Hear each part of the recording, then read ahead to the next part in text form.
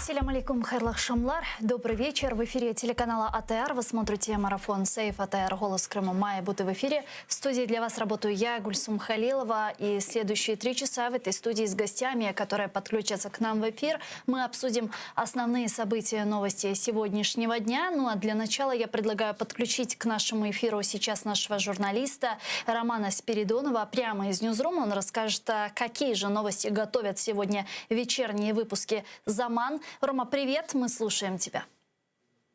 Привет, Гульсум. Мы работаем над тем, чтобы новости службы новостей «Заман» вышли вовремя и были наполнены важной и оперативной информацией.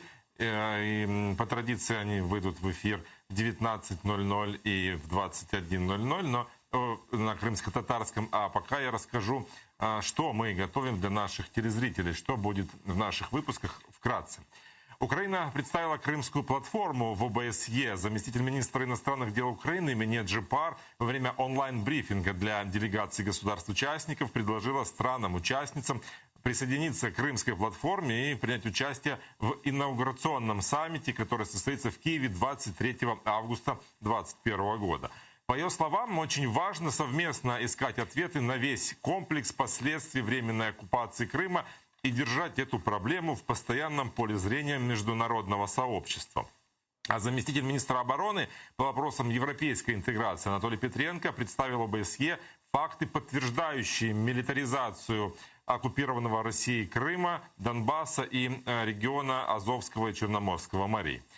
Я напомню, 26 февраля президент Украины Владимир Зеленский издал указ о создании организационного комитета по подготовке и проведению учредительного саммита Крымской платформы, а также поддержки крымско-татарского языка и защиты прав крымчан.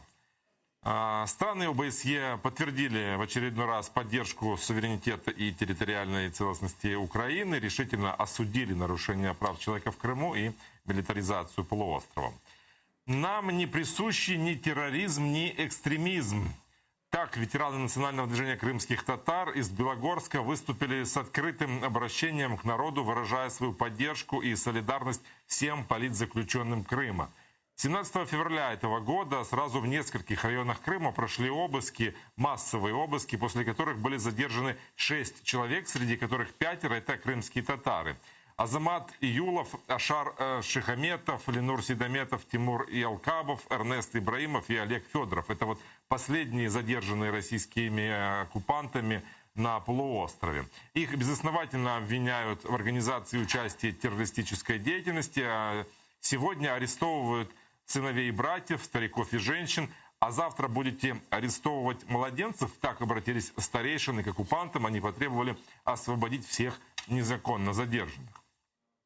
Ну и еще из новостей, которые приходят из оккупированного полуострова, там дорожная полиция проводит спецоперацию «Антинавальный», ни много ни мало. Там придумали новую причину для остановки и проверки документов у водителя с целью предотвратить акции в поддержку российского оппозиционера. Вот такой разговор с оккупационным гаишником записал крымский блогер Сергей Владимирович. Правда, после того, как он потребовал объяснить, на каком основании сотрудник дорожной полиции назвал такую причину остановки, старший патруля заявил, что блогеру это послышалось. В это трудно поверить, наверное, что это происходит на самом деле, но вот есть видеодоказательства, этот разговор записан на видео, и мы предлагаем вам сегодня в наших выпусках его посмотреть и послушать. И еще из новостей из оккупированного Крыма. Жители Фароса обратились с челобитной к российскому президенту Владимиру Путину. Они возмущены масштабной застройкой местного парка, там, где вырубают деревья, бесценные, драгоценные, точнее, ливанские кедры, можжевельники и другие редкие породы просто вывозят. Поляны уже распаханы бульдозерами. Люди даже провели акцию протеста, протестуя против застройки парка, но результата никакого нет. Оккупационные власти заявляют, что в парке строится детский оздоровительный лагерь, а сам парк сохранится. Люди не верят и уповают на царя-батюшку, то есть президента соседней страны оккупанта Владимира Путина. Они говорят, что местные чиновники покрывают уничтожение природной достопримечательности. Авторы обращения считают, что кремлевский владелец дворца в курортном Геленджике должен вразумить своих якобы неуправляемых марионеток. Ну вот это коротко то, о чем мы будем рассказывать сегодня в наших выпусках. Я напоминаю, что на украинском языке этот выпуск будет в 19:00 в нашем эфире, а на крымско-татарском в 21:00. Гульсум. Спасибо тебе, Рома. Это был наш журналист Роман Спиридонов. Прямо из Ньюзрума. Не пропустите вечерние выпуски. Заман, подключайтесь к нам в эфир. Мы работаем в прямом эфире на экраны ваших телевизоров. Режиссеры периодически выводят номер телефона +380 73 419 41 58. Звоните нам абсолютно бесплатно по Вайберу. Присоединяйтесь по скайпу atr.tv. Это наш адрес. Подписывайтесь на наш YouTube-канал. Телеканал АТР большими буквами. Это наш адрес. Там мы выкладываем самые интересные фрагменты из наших эфиров. Там вы можете смотреть наши программы как в онлайн-режиме, так и все программы в записи. Ну и, как я сказала в начале нашего эфира, мы обсуждаем ряд важных новостей в рамках марафона «Сейф АТР. Голос Крыма» має бути в эфире, так как финансовые проблемы телеканала АТР все еще не решены. С нами сейчас на прямой связи политический аналитик Максим Джигун. Пане Максиме, вітаємо вас. Доброго вечера. Пане Максиме, мы уже на протяжении 4-й недели ведем марафоны с призывом возобновить финансирование телеканала АТР, которое сегодня перекрыло Министерство по вопросам реинтеграции временно оккупированных территорий, но как таковой реакции ни от Резникова, ни от премьер-министра, ни от офиса президента, ни от самого президента все еще нет. Как вы думаете, нас просто не слышат или не хотят слышать? Ви знаєте, для мене ця ситуація виглядає дуже парадоксальною, зважаючи на той факт, що станом на сьогодні українська влада демонструє і намагається демонструвати активний рух в напрямку по реінтеграції Криму. І те, що сьогодні чи не єдиний телеканал, який є орієнтований саме на Кримський півострів, він не є трансльований в повній мірі, і те, що в нього виникають проблеми, для мене це величезна загадка і такий самий біль, як і для вас, оскільки я вважаю, що АТР має з'являтися і звучати в ефірі. Чи те, чи не чують, чи публічно ігнорують, питання залишається відкритим, оскільки українська влада станом на сьогодні, вона занадто розрізнена, і в ній є величезна кількість груп впливу і інтересу, в тому числі і антиукраїнських абсолютно, які лише й намагаються що робити, це те, аби притискати свободу слова, аби не давати можливості справді демократичним проукраїнським телеканалам діяти, так само, як і окремим особам в Україні, і в сфері, скажімо, уряду, і на телебаченні, в медіа, і в інших сферах абсолютно. Тому однозначної відповіді немає. Але той факт, що президент неодноразово заявляв, як ми з вами знаємо, про те, що АТР має фінансуватися, і це є одним із пріоритетів діяльності і уряду, і президента України. Я дуже сподіваюся, що ця проблема має бути почута, і, що найважливіше, вона має бути вирішена, а не тільки почута, оскільки публічних 26 числа, когда возникли финансовые проблемы, тогда еще, но в этом году пока что никакой официальной реакции нет. Хорошо, не игнорируют наши призывы, да, но они игнорируют и призывы Европейского парламента, который четко в своей резолюции в рамках ассоциации с Европейским Союзом сказал и даже настоял на том, что Украина должна немедленно возобновить финансирование телеканала АТР. Разве вот это правильно, то, что они делают сегодня, игнорируют решения и рекомендации Европейского парламента? Это же не просто резолюция, она же была подписана в рамках ассоциации с Европейским Союзом. Безперечно, я з вами згоден. І те, що вже вдаються до того рівня, що і західні наші партнери заявляють про це відкрито і підписують документи, це є свідченням того, що, вочевидь, заблукала, пішла не в тому напрямку, загубилася українська влада, і вона не дає можливості нормально функціонувати телеканалам, тим більше до яких немає запитань з приводу того, що вони транслюють в своєму ефірі, з приводу їхньої проукраїнської позиції, з приводу їхньої демократичності. Питань жодних не виникає. Звичайно, мене як пересічного українця тішить той факт, що президент України і Рада національної безпеки і оборони діють активно на напрямку протидії проросійській пропаганді в Україні. Але те, що разом із тим, що вони закривають, скажімо, телеканали відверто пропагандистські і проросійські, то чомусь вони не чують голосу, скажімо, своїх друзів, своїх сателітів, які лише й допомагають розвиватися Україні, звучати, доносити позицію до кримського населення, так, України. І цього немає. І особливо в період, коли у нас настільки глибока інформаційна криза на сьогоднішній день, оскільки українці, які знаходяться в Криму, вони не чують України. Вони чують переважно от проросійські і російські телеканали, на превеликий жаль, тому що в них немає інших варіантів, до них не можна достукатися. І маючи сьогодні такий прекрасний інструмент для того, аби комунікувати з людьми, які там живуть, вони його просто втрачають. Тому для мене це питання, яке для вас залишається відкритим, але я дуже сподіваюся, що завдяки ось таким інформаційним кампаніям, як проводите ви, за рахунок того, що ми піднімаємо це питання і ми про нього говоримо, влада має його почути і найближчим вже часом вирішити цю проблему, аби вона не з'являлася не тільки цього року, так, чи тільки там ці півроку, але й не з'являлася в принципі, оскільки це має бути одним із пріоритетів діяльності держави. Дякую вам за підтримку. Давайте перейдем с вами к обсуждению сегодняшних новостей. Вот сегодня появилось такое информационное сообщение, что первый заместитель министра иностранных дел имени Джапар презентовала в ОБСЕ крымскую платформу и пригласила государство принимать в ней участие. Саммит, который должен состояться уже в августе месяце 23 числа.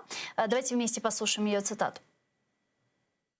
Дуже важливо спільно шукати відповіді на весь комплекс наслідків тимчасової окупації Криму і тримати цю проблему в постійному полі зору міжнародного співтовариства. Давайте попробуем с вами смоделировать. 23 августа в Киеве проходит саммит Крымской платформы. И с чем приходит Украина туда? То есть с какими достижениями в направлении деоккупации полуострова на этом саммите может похвалиться государство Украины? Так, я почну з того, що в принципі ідея з приводу організації цієї кримської платформи і комунікація з різними сторонами, скажімо, в цій ситуації з підтримкою Заходу і залучати туди Росію обов'язково, це рух в правильному напрямку. І це, мабуть, один із небагатьох таких періодів зрушень, так, по кримському питанню, оскільки ми протягом тривалого часу жили в той час, коли інформації про Крим, так, про стратегію повернення півострова не було в принципі. Тому, звісно, що я радію, коли з'являється це питання на порядку денному, про нього комунікують і до обговорення якого намагаються залучити якомога більше сторін, тим паче сторін демократичних. З іншого ж боку, інформації якоїсь про те, як ведуться ці перемовини, що хочуть саме обговорювати, в якому форматі, чи є в Україні така дорожня карта по поверненню Криму, і що, власне, хоче просити Україна в західних партнерів, окрім санкцій, так, про які ми знаємо, поки що невідомо. І цієї інформації ніхто не розголошує.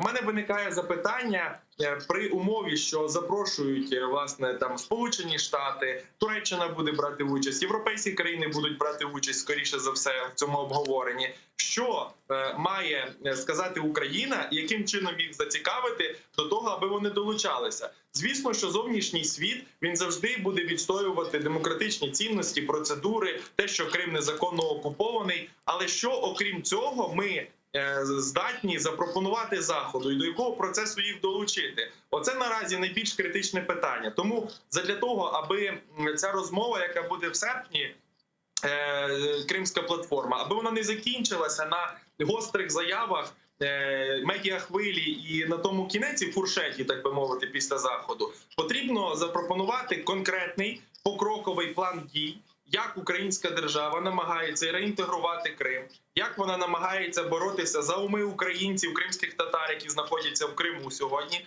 як вона має змушувати російську владу виводити свої війська, закривати військові бази, вирішувати ті проблеми і збитки, так, покривати, які вона нанесла за час анексії. То есть, по сути, Украина должна предоставить некий план действий, даже стратегию деоккупации и реинтеграции Крыма и Донбасса? Однозначно, тут справа в тому, що окрім України в цьому процесі навряд хтось може бути зацікавлений, так як мали би бути ми. І тому зовнішній світ він не настільки відслідковує цю тему. Про це вже неодноразово казали. Кожного разу, коли нам кажуть політики, що будуть їхати там в ПАРЄ, будуть їхати в Раду Європи, будуть їхати на засідання ОБСЄ чи в Сполучені Штати і піднімати питання Криму, то з'являється найголовніше, що ви змогли запропонувати для того світу, аби він відреагував на це, якось нас підтримав. Тобто розмов заради розмов нам не потрібно. Скажите, пане Максима, а как вы думаете, вот окей, давайте представим Крымская платформа, вот что говорит Украина, да? Что она готова представить на этой платформе? Можете ли вы хотя бы назвать 3 или 4 практических шага, которые сделала Украина уже в направлении деоккупации полуострова, с чем она придет на эту платформу и расскажет? Так, ви знаєте, ви мене застаєте в тій ситуації, коли мені дуже важко щось сказати, оскільки я про ці кроки, якщо і чую, так, то вони зовсім поверхневі і якихось реальних змін я не бачу. От хотілося сказати, що з'явився цей проект з телеканалом «Дом» і інша інформаційна ніби політика по відношенню до Криму. Але це здавалося б крок вперед, але коли я дивлюся на те, що АТР не фінансують і канал знаходиться в абсолютному фінансовому скрутному становищі, то це 2 кроки назад. Так, і як досягнення це подати також не можна. Що стосується якихось економічних більше санкцій і єдності позицій в парламенті, то її також немає, оскільки в парламенті є відверто проросійські групи, які блокують будь-які рішення і намагаються завжди їх якось призупинити. Тому ми живемо в період такої глобальної конфронтації і хаосу певного в Україні, з якого вийти, на жаль, дуже складно. Тому от зараз, власне, за цей час, що залишився до серпня, у влади є повний карт-бланш, повнота влади, всі можливості для того, аби ці напрямки підігнати і запропонувати вже Заходу, скажімо, консолідованому, якісь свої шляхи і бачення, як надалі діяти. Давайте подключим к нашей дискуссии сейчас народного депутата Украины, фракция «Слуга народа» Нелю Яковлеву. Она с нами на прямой связи. Пані Нелі, вітаємо вас. Доброго дня, рада вітати. Доброго дня. Скажите, с чем на Крымскую платформу, на саммит Крымская платформа 23 августа придет Украина? С какими предложениями? В первую очередь нам следует отметить, что само создание Крымской платформы и тот первый саммит, который должен состояться, это уже будет большой международный прорыв. Потому что все-таки в течение 7 предыдущих лет мы не видели такого объединенной площадки для того, чтобы обсуждать вопросы Крыма. Более того, мы понимаем, что уровень представительства на этой платформе должен быть очень высокий. И даже последний указ президента касательно Крыма, что касается и создания организационного комитета, и стратегии деоккупации, это как раз и есть элементы подготовки к проведению Крымского саммита. А входите ли вы в этот организационный комитет? На сегодняшний момент такого предложения не поступало. Угу. Но все же, отвечая на мой вопрос, ведь если состоится Крымский саммит, отличная идея, отличная инициатива. Я уверена, что мы услышим очень много важных, нужных тезисов. Снова будут звучать отличные лозунги. А что дальше? Алло. Алло. Да, мне продублировать свой вопрос? Да, если можно. Все же, вот возвращаясь к первому моему вопросу, с какими предложениями придет Украина, вот если не говорить о тех тезисах, которые там прозвучат, я уверена, что прозвучат важные тезисы о непризнании оккупации полуострова, о поддержке территориальной целостности Украины, да, вот лозунги, но кроме лозунгов, что еще будет на этом саммите? Смотрите, уже Минэджипар озвучила то, что финальным действием проведения саммита должна быть декларация. Естественно, там будет ряд тех политических лозунгов, о которых вы говорили, осуждение действий Российской Федерации, милитаризация Крыма, преследование крымских татар. Уже также сказано, что это не будет длинный документ, то есть он будет иметь действительно политический характер. Важно, что в этом ключе, что это будет открытая площадка, к подписанию этого документа могут присоединиться все страны. И насколько я правильно понимаю те слова, которые были озвучены, то есть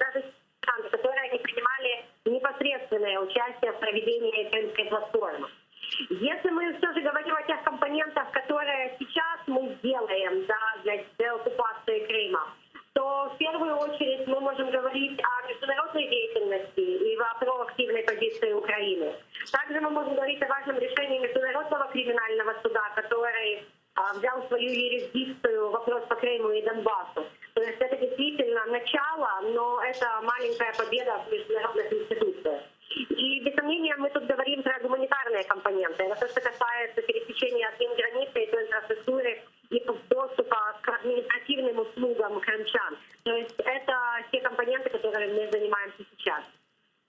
Скажите, а как много стран уже подтвердили свое участие в Крымском саммите, есть ли у вас такая информация? На сегодняшний момент я знаю только старые заявления, те, которые были ранее. Почему? Я думаю, что министерство будет выдерживать, иностранных дел будет выдерживать некую паузу. Поскольку уже действительно, как вы сказали, вчера была презентирована и призыв стран ОБСЕ присоединиться к Крымской платформе. Также США призвали уже присоединиться другие страны ООН к Крымской платформе. Поэтому я думаю, что сейчас список не будет очень активно обновляться, его скорее будут представлять ближе к проведению мероприятия. И вот еще что хотела спросить. Вы сказали, что после того, как состоится Крымский саммит, будет подписана декларация. А что после? Видите ли вы какую-то институциональную дальнейшую модель этой крымской платформы, которая будет работать? Я вижу ее в таком ключе, что должна быть коммуникация на разных уровнях представительства. То есть, условно, по принципу нормандского формата. Есть уровень глав государств, есть уровень премьер-министров, есть уровень министров иностранных дел и, возможно, как в рамках нормандского совета, нормандского формата политических советников. Но в нормандском формате там ограниченное количество участников, всего лишь 4 страны. Я думаю, что здесь тоже будет определенно небольшое количество участников по финалу, тех, которые будут готовы работать системно с этой темой. То есть не только присоединяться к политической декларации и поддерживать территориальную целостность Украины, а действительно стать основными членами, постоянными участниками последующих действий в Крымской платформе. А что касается России? Россия приглашена, насколько мне известно. На положительный ответ участия никто не рассчитывает, и мы понимаем, что заявления со стороны Российской Федерации на сегодняшний момент, они уже достаточно конфликтны, и, собственно говоря, все проведение Крымской платформы с их стороны оценивается как провокация.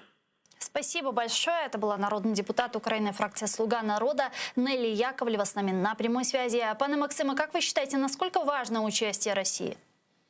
Ну, скажімо так, без Росії будь-яка участь схожих заходів, так, і їх проведення, вона відразу втрачає свою цінність і якість, скажімо, і ефективність, що найважливіше, оскільки всі розуміють, що ключі від вирішення і питань Криму, і питань Донбасу, вони лежать в кишені в Путіна, і доки він не захоче їх дістати і відкрити ними двері, так, до звільнення цих територій, нічого не буде.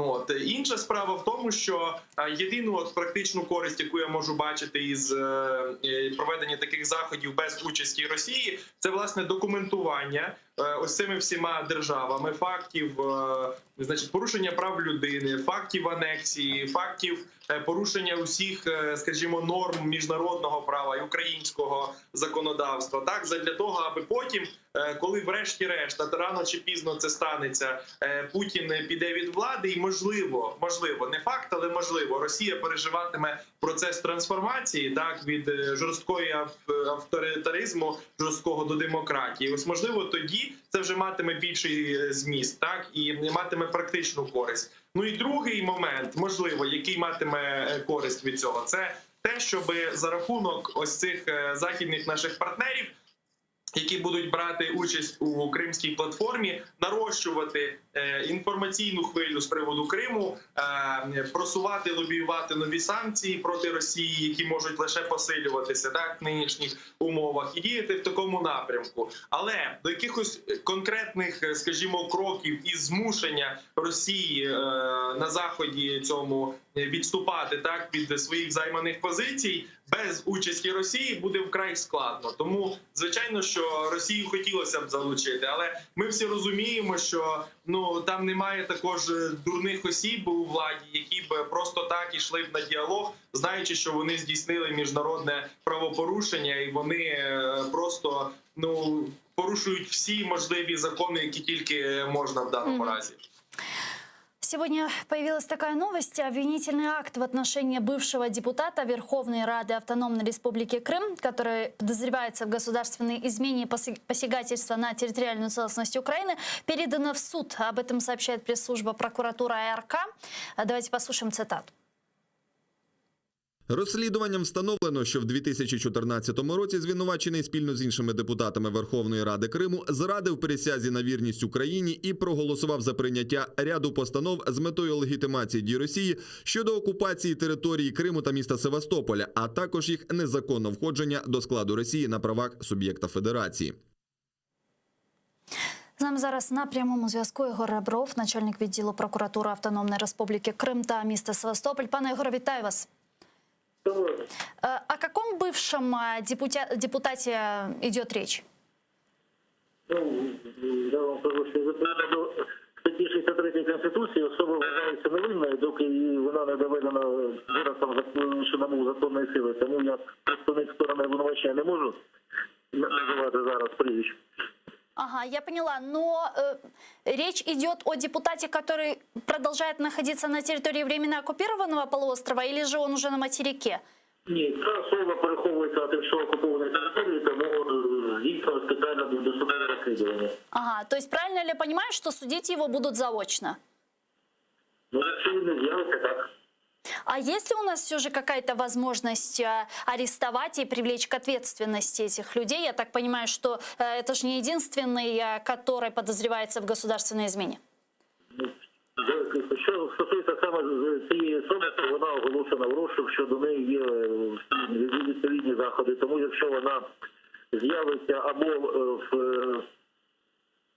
на території, яка доступна правоохоронним органам України, або на території держави, щодо якої ми зможемо її судувати, то, звичайно, оскільки він до того ж є громадянином України, то ми можемо вимагати від держав іноземних його екстрадиції. Ну, це мова йде, звичайно, за ті держави, які визнають територіальну цілісність України. То есть прокуратура уже подала в Интерпол? Ні, в Інтерпол він не оголошений, він оголошений просто в розшук. Ага. Оскільки, відповідно, всі ці особи оголошувались до розшуку в Інтерполі, але позиція Інтерпола щодо злочинів проти основ національної безпеки, 110 і 111, вони вважають їх політичними, тому не здійснюють розшуку. А все же, скажите, а все же вот возможность подавать в Интерпол людей, которые сегодня подозреваются в госизмене и посягательстве на территориальную целостность Украины, у нас сегодня есть эта возможность? Можливість така є, але позиція самого Інтерпола щодо обвинувачених вчинення припустимо державної ради, що це є політична стаття, яка пов'язана з територіальним спором, тому вони відмовляються в прийнятті до розшуку. Тобто це більш питання політичне, яке має врегулювати щодо на контактах з керівництвом цієї організації. Скажите, а как много сегодня людей, которых обвиняют по 111 статье? И удалось ли кого-то уже привлечь к ответственности? Вже у нас на сьогодні, що стосується депутатів Верховної Ради Автономної Республіки Крим, то 69 обвинувальних актів спрямовано до суду. 169? Є вже обвинувальні вироки щодо них. А сколько? Взагалі було 87 осіб, відомо підозрюється, що стосується Верховної Ради Автономної Республіки Крим. Є ще депутати Севастопольської міської ради, які теж вчиняли аналогічні діяння. Там вже теж 38 актів спрямовано до суду, і вони розглядаються. Ну, тобто, це процес, який триває, ну, оскільки взагалі я такою інформацією не володію, оскільки державних зрадників переслідує не лише СБУ, а і ДБР, і інші органи. Скажите, а сколько из них все же уже физически удалось привлечь к ответственности? Фізично притягти до відповідальності вдалося лише тих, хто був безпосередньо затриманий. И сколько это? Тут мова йде, наскільки мені відомо, лише про 2 осіб. И, пане Егоре, вот что еще хотела спросить. Вот есть ли у нас все же сегодня у у прокуратуры Автономной Республики Крым какое-то вот системное видение по отношению к этим людям вот после уже деоккупации Крыма? Потому что, насколько я понимаю, ведь это тысячи и сотни тысяч людей, которые потенциально могут обвиняться в госизмене, потому что по данным Службы безопасности Украины более 90% сотрудников правоохранительных органов, 80% военных перешли на то время на сторону русских. Ну, що стосується, це не так вже багато, як ви кажете, там мова йде про сотні, про тисячі, як не казав, бо не так вже великі апарати тих органів, які там здійснюють поліції на іншу сторону. Що стосується їх долі, то, по-перше, щодо тих осіб, щодо яких зібрані достатні докази їх вчинення, не просто переходу там, на виконання вимог присяги, а вчинення певних дій на шкоду інтересам України, суверенітету, територіальної цілісності, то щодо тих, які кримінальні провадження вже розслідуються, визнання отримуються до суду, та можливо їх заочне, в порядку спеціального судового розгляду засудження, то тоді, що за них буде просто процедура або виконання вироку, або відповідно до чинного законодавства цей вирок може бути переглянути на вимогу особи і затримання і виконання, щодо обґрунтованості достатності. Що стосується інших осіб, щодо яких відсутні достатні дані вчинення ними конкретних дій на шкоду України, то після відмови територіальної цілісності України щодо цих осіб будуть проводити відповідні дії, з'ясовувати обставини, які змусили їх так вчинити, чи за яких вони вчинили ті чи інші дії, що конкретно вони вчиняли. Дякуємо дуже. Чухсагул, у нас Єгор Ребров був з нами на прямому зв'язку, начальник відділу прокуратури Автономной Республики Крым та места Севастополь. Пане Максиме, сегодня на материковой части Украины работает и действует ряд структур по Крыму. Это и постоянное представительство президента в Автономной Республике, это и Главное управление Службы безопасности Украины, АРК, это Главное управление нацполиции, да, и так далее. Вот насколько эффективную работу, насколько вот по вашим оценкам ведется эффективная работа этих структур? Власне, поки ви розмовляли із представником прокуратури, я задумався над тим, що не так і часто ми чуємо про те, що прокуратура порушує чергову справу, що, можливо, вони вже порушили доволі велику кількість справ, але, власне, через неможливість доведення певних фактів безпосередньо і неможливість проводити слідчі дії на території Криму, ефективність важко оцінити. Так? І те, що сьогодні ми чуємо про те, що вносяться люди в розшук, про те, що проти них нові справи заводяться, це, звичайно, плюс, і це, звичайно, дуже важливо, оскільки, знову ж таки, одна з основних діяльностей, яку ми зараз можемо вести по напрямку Криму, так, це документування усіх порушень з боку Росії і окремих суб'єктів, які повинні понести конкретне покарання за окупацію Криму, за ті дії, які вони зараз там вчиняють. Тому, звичайно, є сподівання на те, що справи рухатимуться далі. І навіть якщо цих осіб не можна буде притягти до фізичної відповідальності, то винесення їм вироків навіть заочних і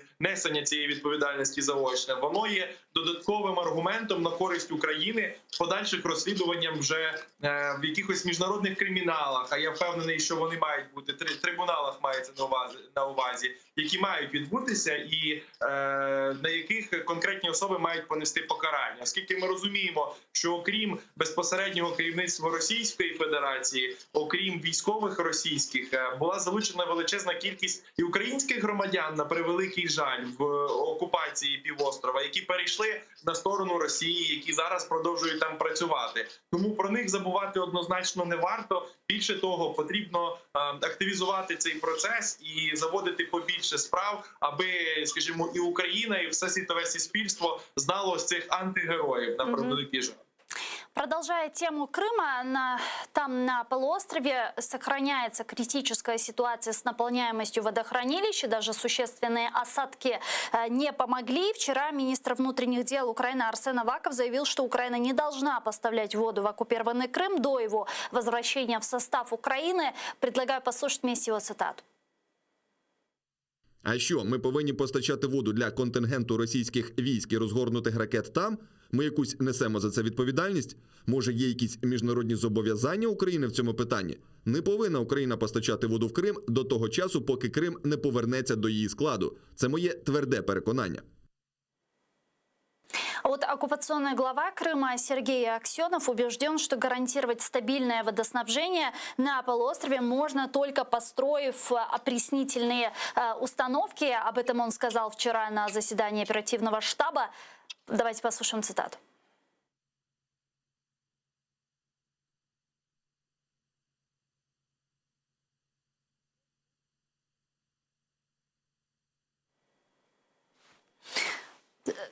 Сергея Аксенова цитату, я так понимаю, не удалось, к сожалению, нам вывести и послушать, но, в принципе, суть ясна, да, Сергей Аксенов говорит уже неоднократно, он об этом заявлял, что в Крыму нужно строить опреснительные установки, хотя сам президент России Путин говорил, что такой необходимости нет, да и Хаснуллин, который приезжал в оккупированный Крым, незаконно заезжал, тоже говорил, что пока что такой необходимости нет, да и воды, в принципе, гражданам местным жителям Крыма хватает, да? Вот почему такое противоречие, как думаете? Ну, центральній владі, безперечно, потрібно демонструвати стабільність і казати про те, що, в принципі, в Росії проблем немає. І говорити це в першу чергу не для місцевих жителів кримчан, так, а для людей, які живуть на континентальній частині Росії, оскільки по великому рахунку Крим – це дуже недешеве задоволення для Росії. Утримувати його, скажімо, вкладається в не одну копійку, так, тому в умовах постійної кризи і недостатності фінансування російського бюджету казати на всю країну багатомільйонну про те, що потрібно там будувати опріснювальні станції, які також коштують шалених просто коштів, було би в певній мірі самогубством для Володимира Путіна. В той же час в Аксьонова такої привілеї, як президента Росії, немає, і він вимушений комунікувати з людьми, розуміючи, що навколо всі не сліпі і бачать конкретні проблеми, які є. А проблеми дійсно є, і вони лише поглиблюються. Тому Аксьонов змушений в умовах, коли тиск на нього з боку суспільства наростає, коли ось ті обіцяні речі, які вони розповідали перед референдумами і під час ось цього такого медового періоду із жителями Криму про те, що все налагодиться і буде жити лише краще з російською владою, вони не виправдалися. І, власне, ті люди, які були головними агітаторами за Росію, тепер змушені виправдовуватися, чому так не виходить, як планувалося. Ну, звичайно, Аксьонов змушений щось обіцяти, змушений комунікувати з людьми і заспокоювати їх. Хоча, як свідчить практика світова, будівництво ось цих опріснювальних станцій можуть дозволити собі дуже заможні держави, так, і лідер в цьому напрямку – це Ізраїль на сьогоднішній день. Представники цієї країни неодноразово також казали, що для ізраїльського бюджету це доволі складна сума, так велика, щороку її отримувати, оскільки опріснювальні станції потребують величезної кількості енергії. Окрім того, з'являється запитання, куди повертати ту сіль, яку, як ми думаємо, будуть постачати воду морську саме, куди цю сіль повертати. І якщо Ізраїль там може собі дозволити повертати це назад в море, до того ж робити це за спеціальною технологією, яка не порушує внутрішній підводний світ Ізраїлю, то в Криму буде значно складніше, оскільки, знову ж таки, налагодження цієї системи коштує грошей, а грошей не вистачає. Ну и плюс ко всему, насколько я понимаю, для строительства этих опреснительных установок нужно зарубежное оборудование. А учитывая, какой был скандал, помните, с турбинами немецкими Siemens, вряд ли западные страны захотят снова принимать участие в этом действии и снова попасть в какой-то скандал. Так, ну сьогодні для західних компаній співпраця з Росією технологічна, вона є певним квитком в одну сторону, one-way ticket, після якого вони можуть не повернутися на ринок внутрішній свій, чи тим паче європейський. Приклад Північного потоку такий красномовно про це говорить і підтверджує цю тезу. Тому, звичайно, це зробити буде дуже складно. Ну, звісно, російська влада може казати, що все для них занадто просто, вони можуть це зробити, але проблема існує і вона не вирішиться однозначно за найближчий рік чи за найближчих кілька років. Для тих же опріснювальних станцій потрібні окреме не приміщення, а певне місце, так, де його проводити. Вони також мають свої технічні особливості. І робити це в Криму, який є гористим, скелястим, де ландшафт не дозволяє розташовувати великі рівнинні якісь комплекси технологічні, це також додаткове запитання. Тому питань більше, ніж відповідей зараз. І для нас це, власне, в цій ситуації більш перемога, ніж поразка. Пане Максиме, я предлагаю к нашей дискуссии присоединить Євгена Хлобистова, професора кафедри екології Києво-Могилянської академії, радника голови Кримськотатарського ресурсного центру. Він зараз з нами на прямому зв'язку. Пане Євгене, вітаю вас. Доброго вечера. Доброго вечера. Пане Евгене, насколько реальна вот эта идея строительством опреснительных установок? И может ли она гарантировать действительно качественную и чистую воду?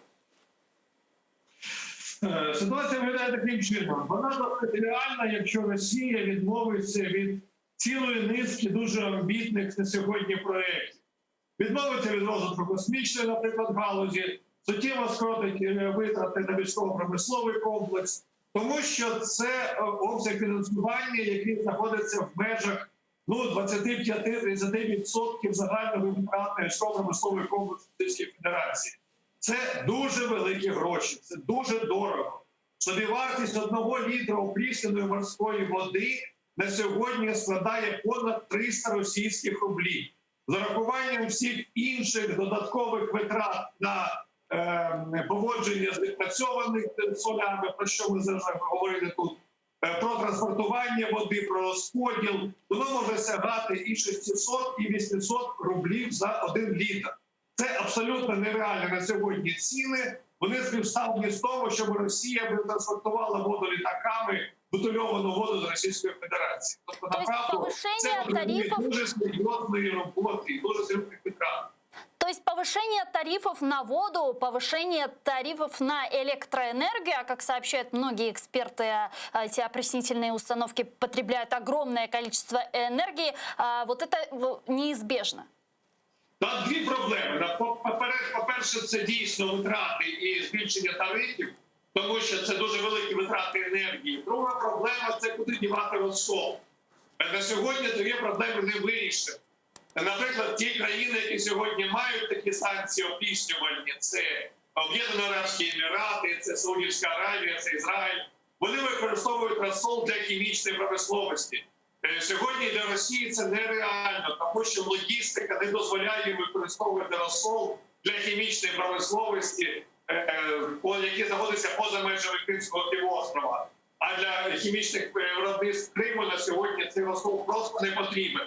Викидати в Чорне море – це абсурд, тому що це знищить і так дуже вразливу систему Чорного моря.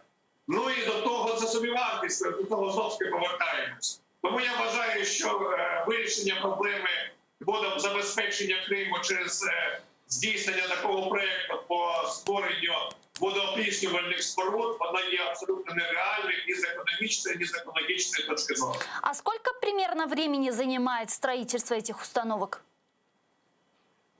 Воно займає більше 2 років. Вони на сьогодні побудували одну таку станцію між Севастополем та Євпаторією. Вона сьогодні, нібито наприкінці цього року, вона буде давати близько 40 тисяч кубометрів опріснювальної води. Ну, при потребах комунального господарства десь 120-125 мільйонів. Це капля в морі, вона нічого не вирішує. Хорошо. Если эти опреснительные установки будут строить 2 года, а что дальше? Как будет Крым жить? Потому что вот экологи говорят, что те существенные осадки, которые были недавно, они даже не наполнили крымские водохранилища. Ні, не наповнили, тому що вони мають сьогодні абсолютно деградоване дно. Підстілку вона не тримає воду через те, що фактично вони стояли пустими, порожніми, абсолютно порожніми стояли певний час. Проблема полягає в тому, що якщо такі установки побудувати сьогодні в Криму, ну, по-перше, це час, по-друге, це гроші, які на сьогодні немає в Росії на ці потреби.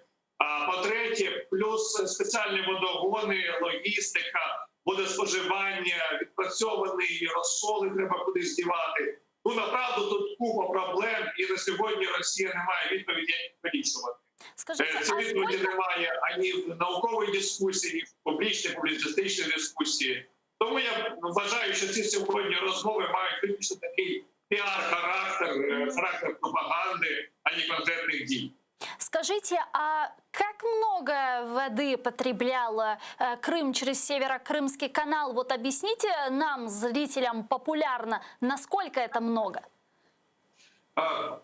Проблема полягає в тому, що по Північно-Кримському каналу споживало воду не населення. Населення мінімально споживало воду. Більше ніж 90% водоспоживання воно припадало на сільське господарство та промисловість.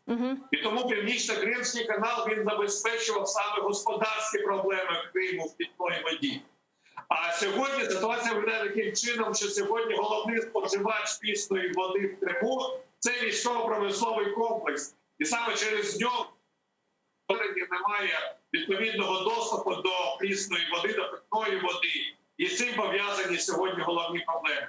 Плюс неконтрольоване зростаюче збільшення населення Криму. На сьогодні фактично в Криму проживає десь на 40% більше, ніж проживало до анексії. Ну, це знов-таки збільшення кількості водоспоживання, і цей процес не контролюється. То есть, если бы не милитаризация полуострова, если бы не демографическое изменение на полуострове, то, в принципе, пресной воды для местных жителей хватило бы? В принципі, так. Попри навіть те, що останній рік був екстремально сухий. Дійсно, 20-й рік був найбільше пов'язаний з великими засухами, ніж попередні роки. Дійсно, така проблема є в Криму. Але, вибачте, для мілітаризованої частини Криму, для військово-промислового комплексу жодних проблем з водою немає. Проблеми з водою має тільки цивільне населення. І в цьому на сьогодні є головна проблема. І Україна на сьогодні не може відновити постачання води по цьому каналу, навіть якщо щось таке сталося неймовірне, і наша влада пішла на таке неправильно, скажу, відверте рішення. Тому що сьогодні стан того каналу не дозволяє по ньому пускати. Угу. Тобто розрушена інфраструктура? Ну, фактично так. Він стояв пустий багато років. Він фактично фізично зруйнований. Сьогодні вартість відновлення Північно-Кримського каналу приблизно дорівнює побудові аналогічної нової такої самої споруди. Тобто, в принципі, подавати воду сьогодні миттєво неможливо, і з урахуванням того, хто є головний споживач цієї води в межах цього каналу, і недоцільно, тому що ми таким чином будемо подавати воду знов-таки для ще більш комфортного існування військово-промислового комплексу Російської Федерації. Дякуємо дуже, пане Євгене. Чох Саголнос, Євген Хлобистов був з нами на прямому зв'язку. Професор кафедри екології Києво-Могилянської академії, радник голови Кримськотатарського ресурсного центру. Пане Максиме, насколько все же сегодня вода является серьезным инструментом давления на оккупанта? Ну, скажімо так, вода – це взагалі життя, так, і без води не може існувати ніде, в принципі. Тому той факт, що сьогодні Кримський півострів залишається без води в більшості своїй, це доволі вагомий аргумент на користь України і проти Росії. Звичайно, цю ситуацію можна розглядати з інших сторін. З одного боку, там є досить частина українців, яка цю воду не може отримувати. Але зважаючи на коментарі експертів, які кажуть, що в більшості своїй цю воду споживає саме військово-промисловий комплекс Росії, то для нас це, звичайно, величезна перевага. Ну, я скажу так, це є гарним аргументом на українську користь, так? Але разом з тим він не є настільки критичним, оскільки попри там величезну вартість і решту ось цих речей, про які ми з вами говоримо, російська така шовіністична, абсолютно імперська ідеологія, вона передбачає якраз те, що з будь-яких найскладніших ситуацій, можливо, за шалені величезні кошти, але росіяни будуть намагатися вийти з цієї ситуації і розраховувати на те, що рано чи пізно російське керівництво і кримське керівництво звернеться до України із проханням торгівлі торгівлі водою навряд варто розраховувати. Вони скоріше місцеве населення просто позбавлять можливості пити воду, але не відмовляться від своїх намірів від того, щоб утримувати Крим. Так, ми ж пам'ятаємо історію із мостом, який також було вкрай складно збудувати, і це забрало величезну кількість грошей у пересічних росіян, так, задля реалізації цього абсолютно безглуздого задуму, такого імперського. Я думаю, що з водою також будуть якісь шляхи шукати. Можливо, не опріснювальні станції, можливо, якийсь інший варіант. Але саме в цей період Україна має використовувати для того, аби продовжувати тиск і переконувати західних партнерів на користь того, аби продовжувати санкції і тиснути на Росію. Дякуємо дуже, пане Максиме. Політичний аналітик Максим Джигун був з нами на прямому зв'язку. А ми переходимо к обсуждению другой оккупированной территории. Мы переходим к вопросам Донбасса. Президент Европейского совета Шарль Мишель начал официальный визит в Украину. Он сказал, что Россия является частью конфликта на Донбассе из-за того, что она не сделала шаг к миру. И санкции Европейского Союза против нее будут продолжены. Об этом он сегодня сказал на совместной пресс-конференции с президентом Украины. Давайте послушаем его цитату. На жаль, Росія не проявила тих позитивних кроків, які зробила Україна для впровадження Мінських угод. І саме тому наші економічні санкції проти Росії залишаються. Росія є частиною цього конфлікту, а не посередником. Ну а президент Зеленский заявил, что Украина стремится достичь мира на Донбассе дипломатическим путем. Он призвал Европейский Союз не прекращать давление на Россию. Я буду вдячний за подальшу мобілізацію тиску ЄС і його держав-членів на Росію. Як ніхто інший, Україна прагне досягти миру на Донбасі дипломатичним шляхом. І ми зможемо це зробити тільки разом, відчуваючи підтримку наших міжнародних партнерів заради стабільності та безпеки в Україні та на європейському континенті. Андрій Ленко, народний депутат України 7-8 скликань, зараз з нами на прямому зв'язку. Пане Андрію, вітаю вас. Добрый вечер. Добрый вечер. Пане Андрею, Европейский Союз, президент Зеленский четко декларирует, что санкции будут соблюдены в отношении России, будут сохраняться, и Россия является стороной конфликта. Вот мне интересно, почему себя так странно ведет ОБСЕ, которая всячески пытается склонить Украину к прямым переговорам с террористами на Минской площадке? Тому що, на превеликий жаль, за вже 7 років війни ми бачили неодноразово дивну поведінку деяких представників ОБСЄ, які дуже часто займали, м'яко кажучи, необ'єктивну позицію і часто виправдовували фактично дії агресора. Це не новина. На жаль, з цією організацією є проблеми, і називати її там абсолютно об'єктивною в своїх діях і заявах можна далеко не завжди. Але треба розуміти, що, на жаль, це відображення певної більш серйозної тенденції, яка існує не лише в цій організації, а в багатьох країнах в Європі серед політичних кіл. Тобто є політики достатньо проросійські налаштовані, які вважають, що треба з Росією вести бізнес, як завжди, треба не зважати на агресивну політику Москви, треба з нею домовлятися попри все, а українськими інтересами можна жертвувати. Ми знаємо, що так, з одного боку, і це дуже важливо, що все-таки поки що ця лінія на продовження санкцій в Європейському Союзі перемагає, але дуже часто це відбувається не зовсім так, як хотілося б. Тобто є перед цим доволі серйозна дискусія, і ми знаємо багато таких проєктів, як, наприклад, «Північний потік-2», який реалізовується, або принаймні реалізовувався до недавнього часу, попри всі санкції проти Росії і так далі. Тобто це є дуже складний процес. Україна повинна грати в ньому дуже активну роль, не просто, скажімо, повторювати одні й ті ж самі речі, а дійсно вести активні перемовини, постійно нагадувати про українську позицію, постійно нагадувати про те, що російська агресія триває, і, власне, санкції проти Росії, які вводилися саме за агресію проти України, вони не можуть бути зняті в жодному випадку, поки триває ця агресія, поки Росія продовжує окуповувати українські території, поки вона вбиває українських громадян, поки вона не компенсувала, власне, свої злочинні дії.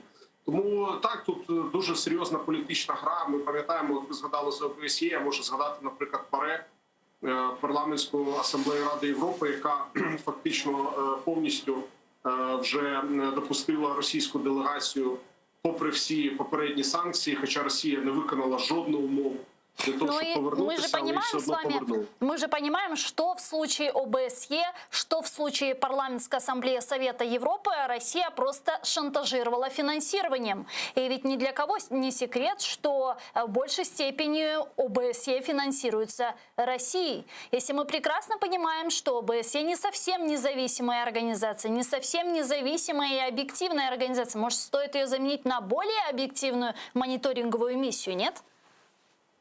Я тільки вітав би такі ініціативи. Я просто, на жаль, не чув від представників української влади, офіційних осіб подібних пропозицій. Я би однозначно їх підтримав. Вважаю, що ОБСЄ вже давно не справляється зі своїми функціями. І дійсно організація, яка значною мірою фінансується країною-агресором, вона не може бути об'єктивною за визначенням. Тобто вони або мають позбавитись російського впливу, російського фінансування, або дійсно вони не можуть бути ніякими об'єктивними. Це все одно, що суддя на футбольному матчі офіційно отримує гроші від однієї з команд. Вибачте за такий, можливо, некоректний приклад, але він достатньо чітко пояснює, власне, чому так відбувається.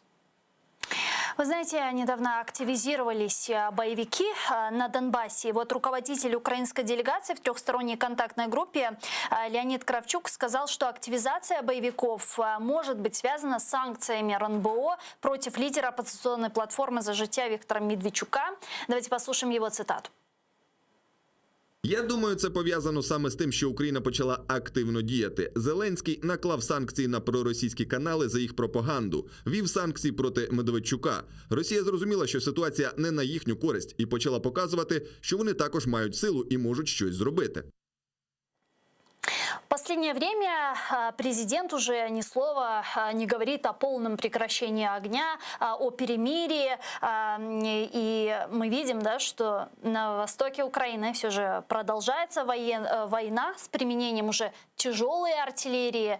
И вот последние заявления Кравчука, где он чуть-чуть поястребил таким образом, да, вот пришло ли все-таки понимание к Зеленскому, Кравчуку, что на востоке Украины идет война, и каким-то образом договориться или увидеть мир в глазах Путина приходится уже нереальным? Ну, неможливо не відмітити те, що дійсно в останній місяць відбулося багато подій, які важко було б уявити, наприклад, рік назад чи 1,5 роки назад, коли Зеленський тільки починав своє президентство, зокрема, коли він казав про те, що він побачив мир в очах Путіна, про те, що можна сісти і домовитись десь посередині і так далі і тому подібне. Ми пам'ятаємо його небажання в публічних виступах називати Росію агресором. Тому дійсно останні події, які пов'язані з наступом на п'яту колону Росії в Україні, на санкції проти інформаційних пропагандистських каналів російських в Україні, на санкції проти особистого кума Путіна Медведчука і його оточення, це, звичайно, абсолютно правильні кроки. І єдине, що Зеленський має розуміти, що він не має зупинятися на півдорозі, він має продовжити ці кроки. Для цього необхідно ухвалити закон про колаборацію, який давно пропонує Свобода. Для цього треба дійсно викорінити діяльність проросійської п'ятої колони в Україні. Тому що Росія, вона веде проти України, це вже такий термін, який на вивозкому, але це очевидно, гібридну війну. І війна – це не тільки на фронті, війна – це і в інформаційному просторі, війна в парламенті, війна в політичній сфері, в економічній сфері і так далі. Якщо на фронті ми відповідаємо на цю агресію, то дуже часто в інших сферах Україна фактично повністю бездіє, і ворог просто захоплює нас зсередини. І тому тут треба діяти дуже жорстко. Я вважаю, що Зеленський зробив правильні кроки, але він не має на цьому в жодному разі зупинятися. Скажите, а как долго, по-вашему, Украина будет играть в этот процесс? Ведь так или иначе, если мы говорим о Минских соглашениях, это ведь тоже игра в процесс, когда Россия настаивает на своем, на что, естественно, мы пойти не можем. Мы по праву настаиваем на своем, на что, естественно, тоже не идет Россия. Вот как долго это будет продолжаться? Це буде продовжуватися до тих пір, поки ціна агресії Росії для Росії проти України буде, ну скажімо так, такою, яку Росія буде витримувати. Тобто ціна агресії для Росії – це і безпосередні втрати, які вона несе в цій війні, це і економічні санкції, їх наслідки, це дипломатичні наслідки і так далі. Коли сума цих наслідків вона стане для Росії такою, що продовження агресії буде для неї надто важким або неможливим, тоді це припиниться. Іншого варіанту, на жаль, немає. Домовитись я не бачу як. І навіть Зеленський, який, власне, можливо, мав ілюзії, ну і, скоріш за все, дійсно мав ілюзії, що він зможе домовитись про щось з Путіним. Мені здається, за 1,5 роки він уже остаточно зрозумів, що це неможливо. І будь-який український президент, хто би це не був, крім хіба що, я не знаю, Медведчука, але я не уявляю собі сценарій, при якому ця проросійська агентура могла би стати в Україні владою. При всіх інших варіантах неможливо ні про що домовитися. І, в принципі, домовляння з Росією – це ж не те, що вони готові на якісь компроміси. Вони ж хочуть просто загарбати Україну, підкорити своєму впливу. І тому це неможливо. Я переконаний, що Мінські угоди, вони абсолютно невигідні Україні. І «Свобода» завжди про це казала з самого першого дня, коли вони були підписані. І вони не можуть бути виконані, крім хіба що, коли Україна просто буде змушена при певних обставинах, але це теж катастрофічний сценарій, який неможливо допустити. Тому я вважаю, що ця вся вялотекуща історія з перемовинами, вона буде тривати. Головне, щоб Україна не переходила, українська влада не переходила з червоних ліній, не здавала національні інтереси, не погоджувалися на умови агресора, і нам треба чекати свого часу для того, щоб відновити свою територіальну цілісність. Я вважаю, що найкращим моментом буде внутрішня криза в самій Росії, яка неминуча. Дякуємо дуже, пане Андрію. Чухсаг у нас Андрій Ленко, народний депутат України 7-го та 8-го скликань, був з нами на прямому зв'язку. Мы переходим к следующей новости. Правительство Германии продолжит искать пути для диалога по отмене санкций против российского газопровода «Северный поток-2» с новой администрацией президента США. Об этом говорится в ответе правительства ФРГ на запрос фракции «Союз 90 Зеленые». Предлагаю послушать квинтэссенцию этого сообщения. Уряд Німеччини тісно погоджував проблематику екстериторіальних санкцій з партнерами в ЄС і брав участь як у 2020, так і в 2021 році у Вашингтоні в демарші кількох країн-членів ЄС проти цих санкцій США. Як і країни-члени єС, так і уряд Німеччини на двосторонній основі продовжать шукати шляхи діалогу з цього питання з новою адміністрацією США. Германия может столкнуться с требованиями компенсации, если откажется от завершения строительства газопровода. Такое мнение выразил министр охраны окружающей среды и ядерной безопасности ФРГ.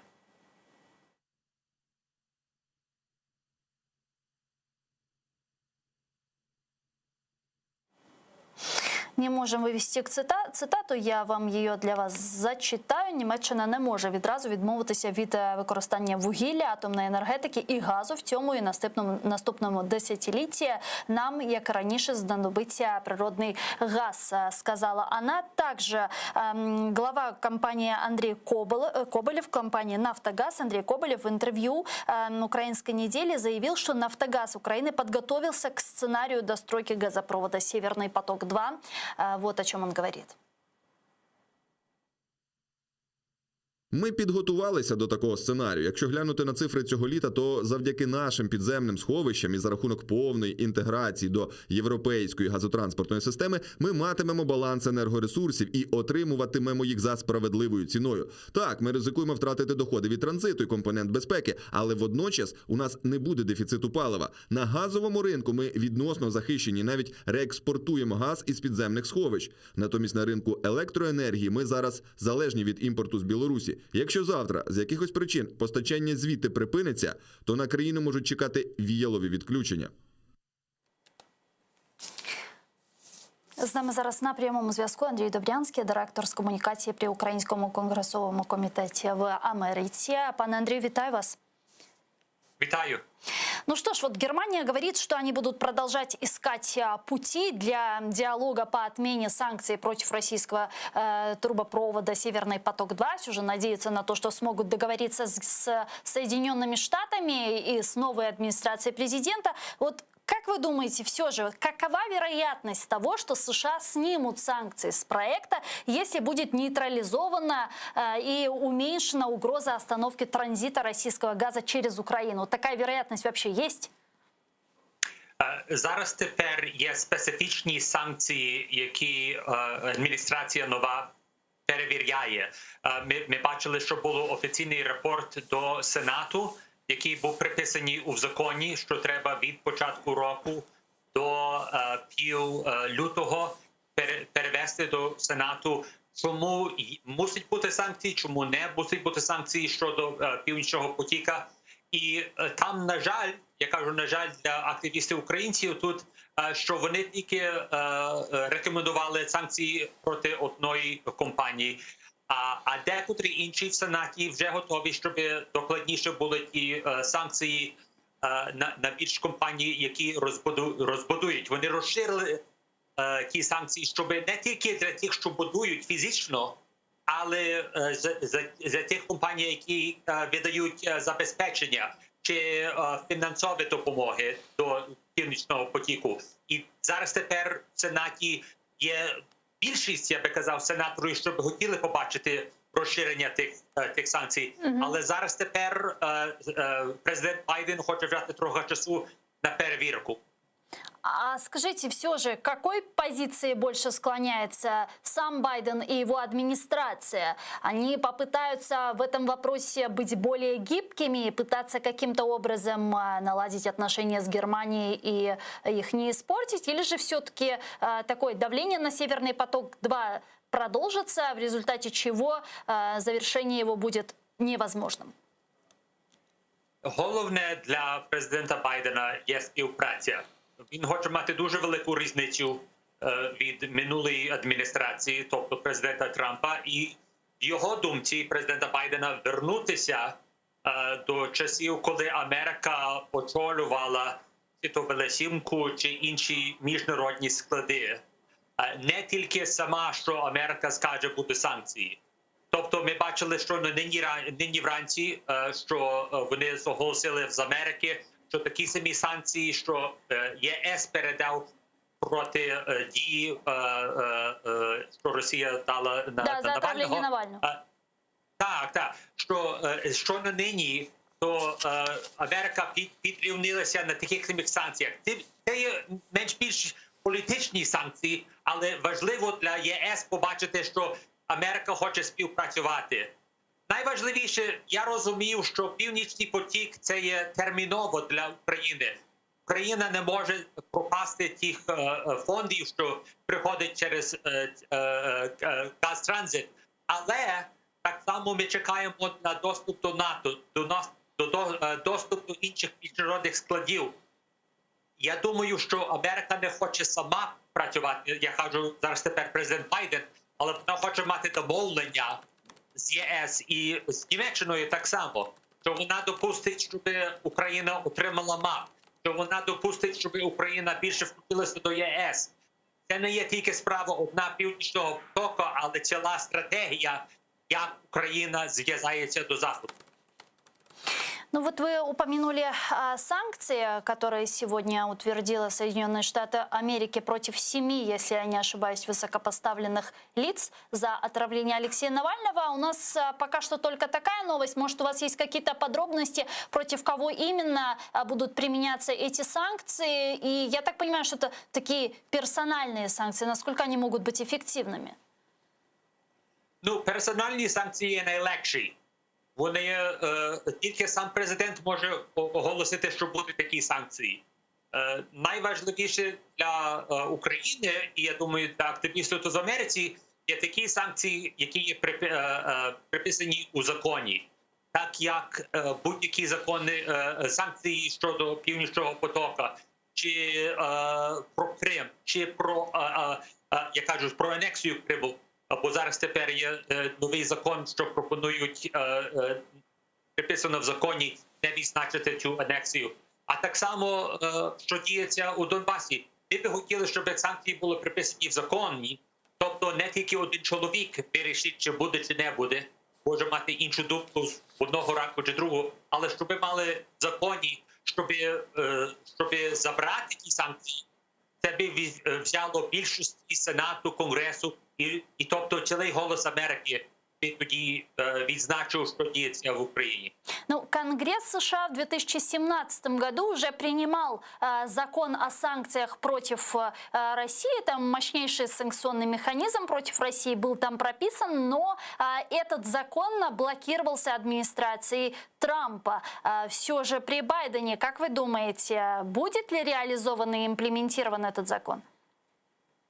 Я думаю, не тільки через Байдена, але так само голоси у Сенаті, які очолюють комітет в Сенаті з міжнародних справ, тобто сенатор Менендес, великий друг України, який відвідав Україну, знає теми України, сам мав зустрічі з Мустафа Джеміловим. Він розуміє, що діється зараз тепер у території. І щойно мав дуже важливі інтерв'ю цього тижня, що він хоче мати розмову з Байденом, як в Сенаті бачать, що треба тиск мати проти Росії. То це не є тільки зараз, що є зміна адміністрації, але що була зміна в Конгресі так само, хто тепер очолює різні комітети. И вот что еще хотела спросить. У нас вот недавно появилось такое информационное сообщение, что офис президента Украины готовит телефонный звонок с президентом США Байденом. Вот как вы думаете, почему этот телефонный звонок готовится только сейчас? Почему он не состоялся раньше, например? Знову повертаємося до минулої системи, з яким це не буде так, як коли президент Трамп став президентом, і будь-хто, що знайшов його мобільний телефон, міг йому задзвонити. Це все йде через Держдепартаментом. Вони, коли мали розмову з президентом Путіном щодо угоди ядерних зброї, вони підтвердили, що вони перше будуть говорити з Великою Сімкою всіми, і тоді з ним.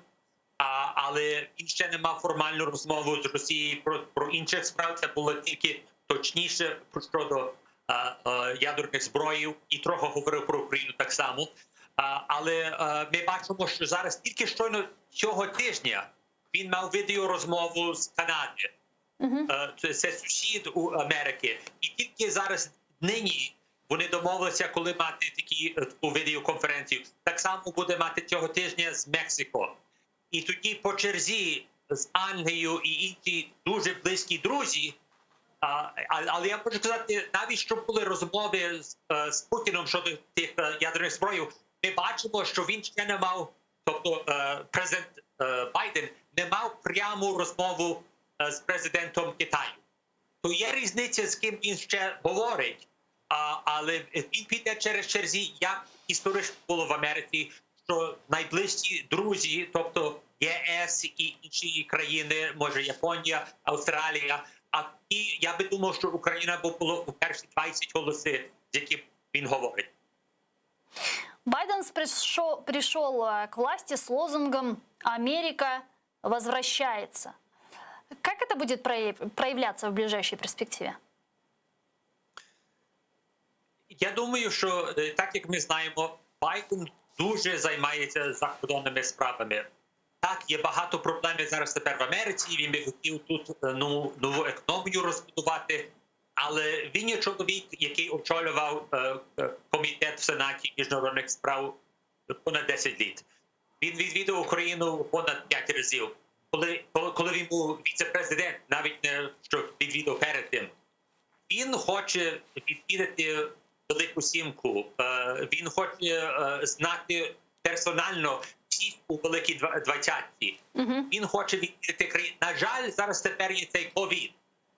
І не знаю, чи ми б дуже хотіли побачити, щоб президент Америки вернувся до території України якнайшвидше, бо ми ще не мали таку нагоду аж у 9-му році.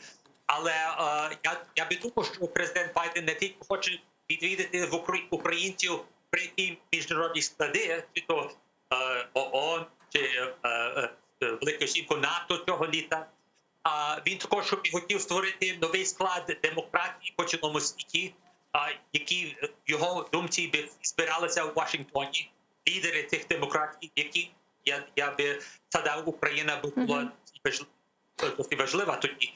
Але ми побачимо, коли цей ковід нарешті на спокій, щоб і міжнародні сходи не могли статися. А какова все же вероятность того, что Жозеф Байден присоединится к саммиту Крымской платформы, который планирует уже провести в августе месяце 23 числа, в День независимости Украины?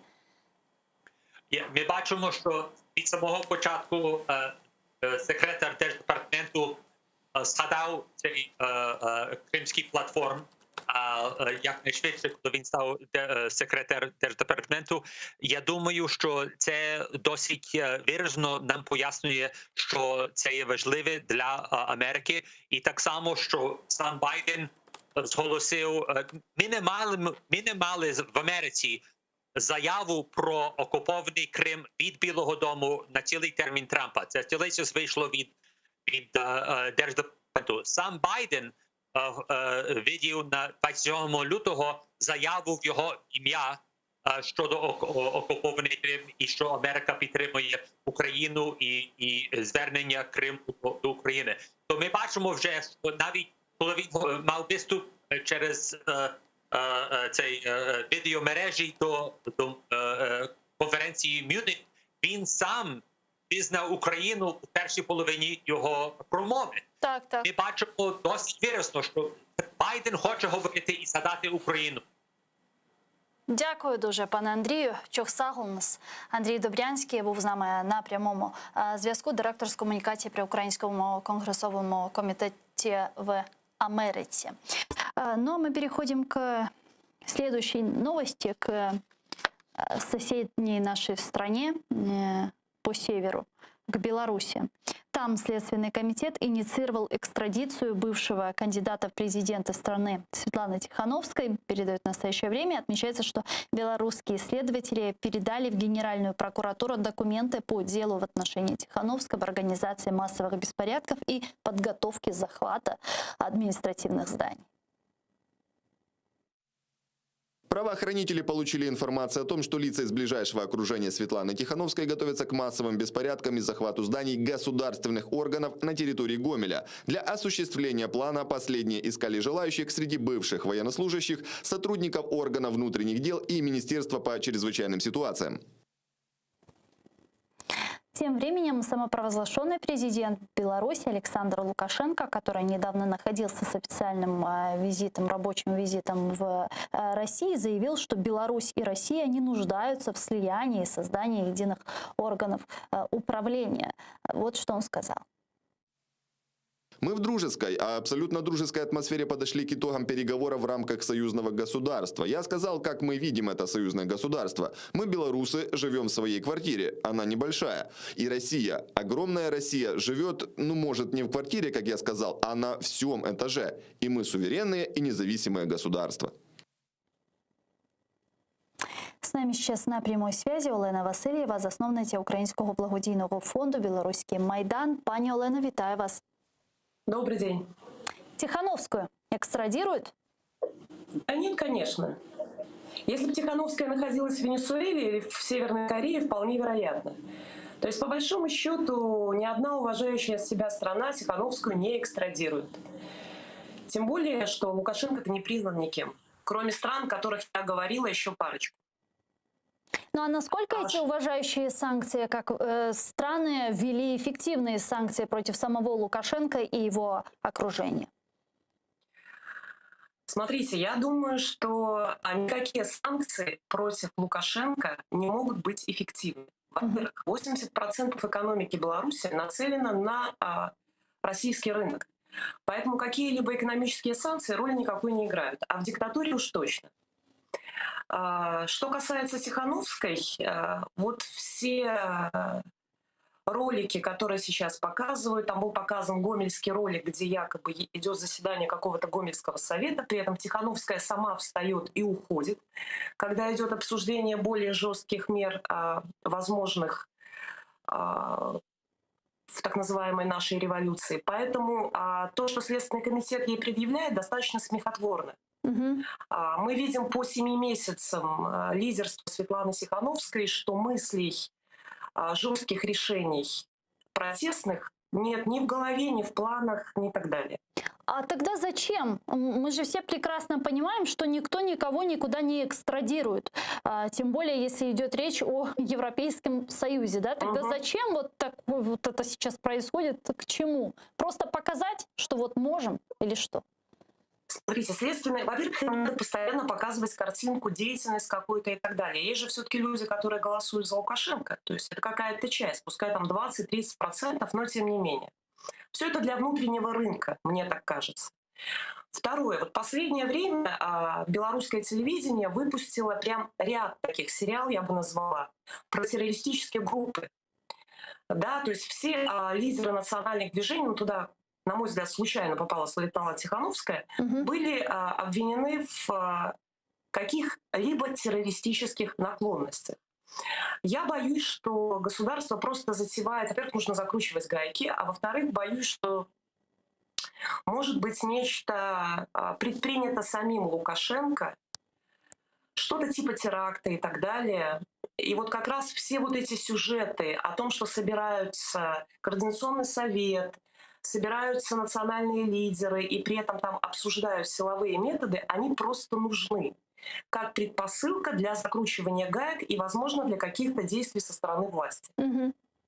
Ну а сейчас можем ли мы сказать, что протестный потенциал в Беларуси, он уже сошел на нет? Или же все-таки есть надежда на то, что протестные акции будут продолжаться и уже, возможно, в бессрочном режиме, в результате чего приведут к отставке Лукашенко?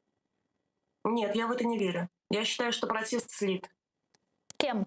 Я считаю, что победы у новых лидеров, которые вели народ на данные протесты, цель победы не стояла перед ними. А какая? Поэтому протест слит. Ну, смотрите, во-первых, я не верю в возможную победу без того, чтобы ставить какие-либо геополитические задачи. Да? Лидеры протеста сегодняшние, Тихановская, Цепкало и Бабарика, постоянно говорили о том, что они никак не хотят ссориться с Россией. Россия — друг. Мы не выходим из БКБ, мы не выходим из Таможенного союза. А последняя риторика лидеров протеста, она просто совершенно открыто пророссийская. Например, господин Латушко не так давно давал интервью, и когда его спросили, на что вы рассчитывали мирными акциями, он сказал, что осенью, то есть 2020 года, Российская Федерация могла бы помочь нам победить Лукашенко. Но если это победа, то Российская Федерация не помогла. Что произойдет дальше? Власть укрепилась. Российская Федерация, судя по всему, подружилась с Лукашенко снова. Там стояли некоторые вопросы. Лукашенко, как всегда, пытается играть на обе стороны. Да? С одной стороны, он говорит об интеграции, с другой стороны, он боится потерять сам власть в стране. И где-то, наверное, осенью позапрошлого года, еще позапрошлого года, да, осень-зима, Лукашенко отказался подписывать интеграционные документы. А вот тогда и появились вот эти лидеры, которые, собственно говоря, и были частью данной системы. Ну а что сейчас? Вы думаете, сейчас, возможно, будет подписан какой-то документ о союзном государстве? То есть реально уже полный такой аншлюз Белоруссии, полное поглощение России? Ну, я наблюдаю, да. Скорее всего, Лукашенко на политическом уровне и не подпишет окончательных документов. Но экономическое слияние уже происходит. А что это означает? Выкупаются основной пакет акций основных предприятий россиянами, российскими олигархами. Да, конечно. То, что Лукашенко вынужден был для того, чтобы протесты как-то подавить с помощью, в том числе, Российской Федерации, то, что он вынужден был подписать некие документы и пойти на уступки, однозначно. Что говорить о каком протестном потенциале? Смотрите, 7 месяцев ничего не произошло. Выход по выходным шариками против диктатора — это несерьезно, на мой взгляд. А что, по-вашему, должно произойти, к чему бы, в результате чего бы ушел Лукашенко, подал в отставку? Что должно произойти? Лукашенко на сегодняшний день может сменить только Кремль. Вот если мы говорим о ближайшей перспективе, да, там полгода-год, на мой взгляд. И лидеры сегодняшней оппозиции, по большому счету, мне кажется, для этого и всячески показывают свою лояльность Путину, чтобы показать, что мы также готовы дружить с Российской Федерацией, как это делал Лукашенко. Это происходит и у самой Тихановской, если помните, которая не могла ответить конкретно на вопрос, чей Крым, и туда-сюда, и так, и этак. И происходит, соответственно, у всех остальных. Бабарика. Но сейчас, кстати, по Украине, по Крыму она четко сформулировала, то есть она уже определилась с формулировкой, так скажем. Сколько месяцев прошло? Почти 7, да. Ну, слишком много критики. Но определилась с формулировкой, но это, по сути, ничего не меняет. Вот, к тому же они не могут договориться с Россией. Я в ближайшей перспективе вижу достаточно страшное будущее для Беларуси. Скажите, а вот да. последний опыт Украины белорусам ни о чем не говорит сегодня? 2014 белорусы год. Существует, 60% белорусов существует в русских смыслах. Мы сейчас пытаемся бороться там, во всяком случае информационно, мои друзья, национально настроенная часть белорусов. Но белорусы существуют пока в русских смыслах. Они не видят основного врага. Они считают, что можно свергнуть Лукашенко, не понимая, что Лукашенко — это всего лишь тень Путина. И в тех смыслах, в которых существует страна, Кремлю достаточно легко будет навязать новую тень. Если не определиться с цивилизационным выбором, а страна пока его не сделала, страна не вышла с флагами Евросоюза, страна не обозначила врага, Российскую Федерацию.